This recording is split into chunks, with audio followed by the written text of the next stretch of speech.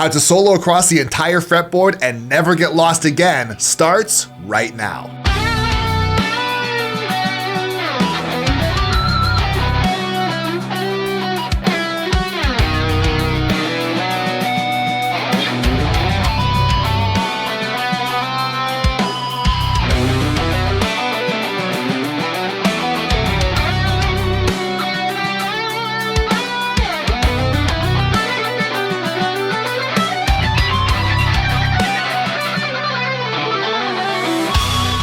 Now that entire solo was performed with the power of target linking, which is a system that I came up with that simplifies the entire fretboard. And this one trick allows you to play lightning fast, expressive solos without getting lost because it's only using one shape. And so if you can play this,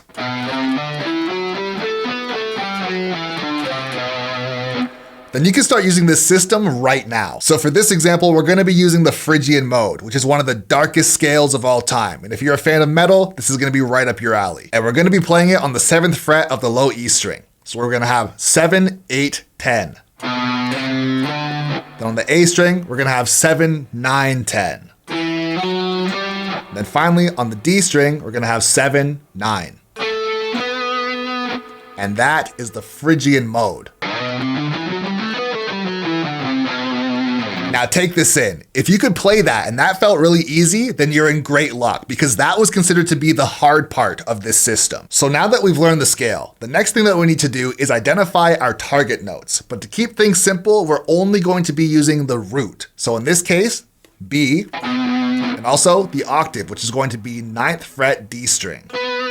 These are going to be our primary target notes. So if we start playing the Phrygian mode from our first target note, we can then slide up to our next target note, which is the octave, and play the exact same thing. And what makes this so special is it allows us to link 2 octaves of this scale together without learning another shape. So that's position number 1. Position number 2 is we're going to start on the 7th fret of the low E string and count up 7 frets. 1, 2, 3, 4, 5, 6, 7. And then from here, we're going to shift across to the A string and keep the same octave shape, just like this. And now we have ourselves another pair of Bs. And now to bring that all together, we have our target notes on the 7th fret of the E string, 9th fret D string, 14th fret A string, and then 16th fret G string. And that is all of our target notes. And if you're watching this, you might be thinking to yourself, there's just no way. There's no way that we can play the exact same shape again and it's gonna work. Well, as a matter of fact, we actually can. So here on the 14th fret of the A string, we can play the Phrygian mode one more time. But we're not done. Of course, now we can link that to the next position. You can see that this is kind of crazy because if you're someone who's just been kind of messing around in the Phrygian mode only in one scale position, let's say for example here on the 7th fret, we're kind of just trapped inside this box. But by using this system, all of a sudden we have access to every single fret up the neck.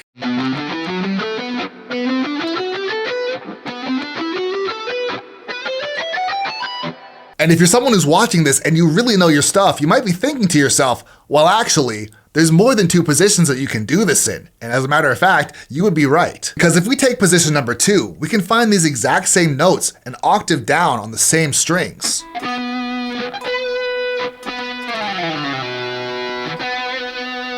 So actually, there are 3 positions that we can use this system. So originally, if you were playing the Phrygian mode, something like this,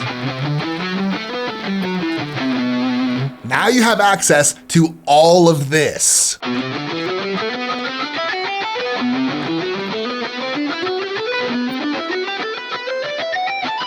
Now there's one more secret bit of information that you need to understand. We're not simply playing the Phrygian mode in random locations and it happens to work, but instead we are also exploring through every other mode position that there is across the entire fretboard, and we're building out our knowledge of how the notes lay naturally on the neck. When we play the Phrygian mode like this,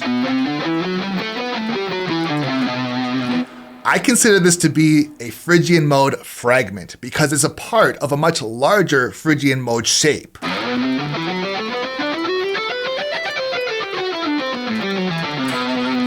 And when we take this Phrygian mode fragment and move it up the octave, not only are we playing the Phrygian mode again, but we're also playing inside the framework of the Lydian mode.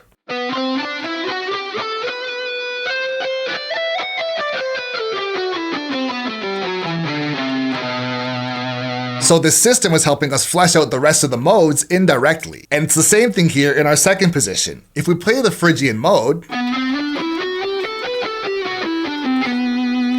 not only are we playing the Phrygian mode, but we're also playing inside the framework of the Locrian mode.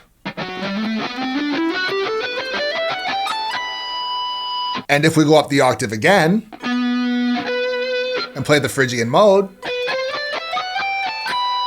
we're also playing inside the framework of the Ionian mode.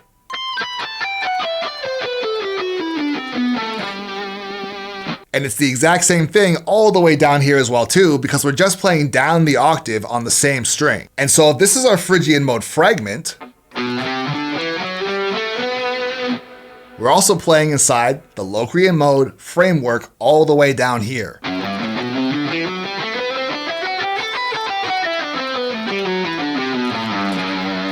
And of course, it's going to be the exact same thing for the Ionian mode framework down the octave. Here's our Phrygian mode fragment inside the Ionian mode framework.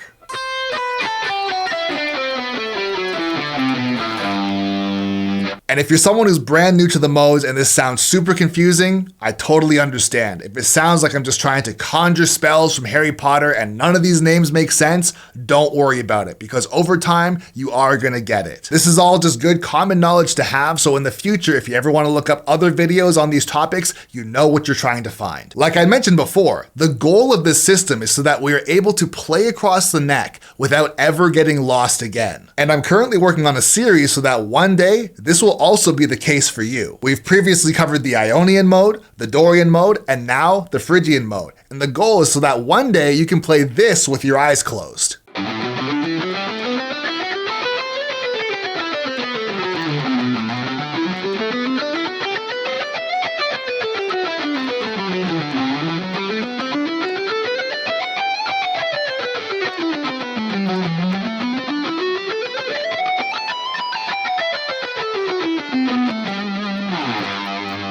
And here you thought you were just learning a cool way to play the Phrygian mode. No, I'm currently tricking you into mastering the entire neck. But anyways, back to brainwashing you into becoming a god at guitar. If we want to use the Phrygian mode to its maximum potential, we want to ensure that we're hitting the right target notes to outline the changes when we actually use it for soloing. If you're really looking for that dark and mysterious sound that the Phrygian mode provides, there are 3 secret notes that you have to hit during your solos. And one of these notes technically isn't even in the scale, so we have to break the mode in order to reach this secret note. So to keep things simple, we're going to assign a number to each scale degree. For example, if this is 1, this is 2, this is 3, and so on and so forth. Secret note number 1 is going to be the minor 6. So if we count up the scale, 1, 2, 3, 4, 5, 6. This note right here is ridiculously powerful on the second chord of the chord progression, which is going to be the 2 chord. And here's a short example of what that sounds like so you really get the idea of why it's so powerful.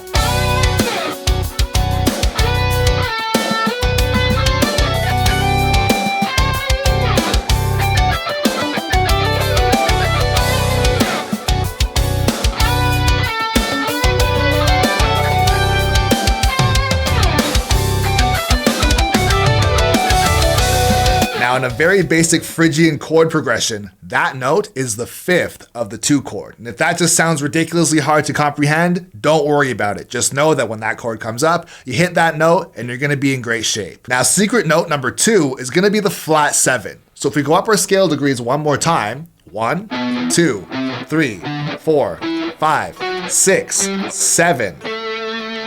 And this note sounds fantastic over the 1 chord. You can either slide down to it from the root or up from the minor 6. And here's a short example of what this sounds like.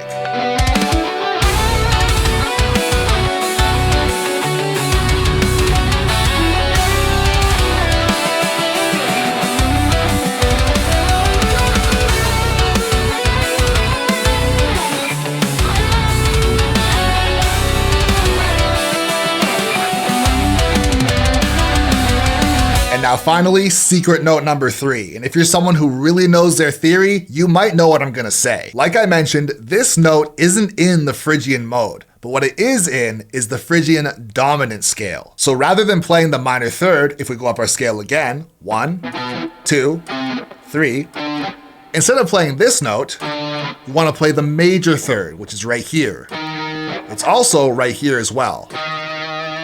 And what makes this secret note so powerful is that in a scale surrounded by darkness, this one note is a shining light that slices through the entire feel of the mode. And here's a small example of what this secret note sounds like in context.